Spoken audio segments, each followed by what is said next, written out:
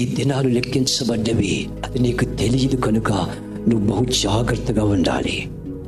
దేవుని యందు బహు జాగ్రత్తగా ఉండాలి. నీకు దేవుడి కృపను బట్టి పుట్టినప్పుడు కొంతమందికి 70, 100, 200, కొంతమందికి 50, 55, 60 ఇలాగా ముందే దేవుడు నిర్ణయించాడు. నీవు ఇప్పటి వరకే సజీవులుగా ఉన్నావంటే నీ దినాలు బుక్కులో రాకించబడ్డది. ఎప్పటి వరకు నీకు తెలియదు కాబట్టి ఉన్న జీవితంలో నువ్వు చక్కపరచబడాలి.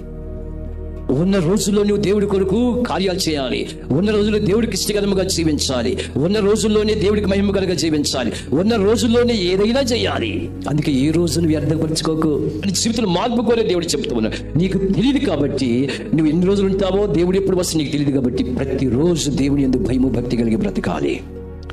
ప్రతిరోజు దేవుడికి ఇష్టకరంగా బ్రతకాలి.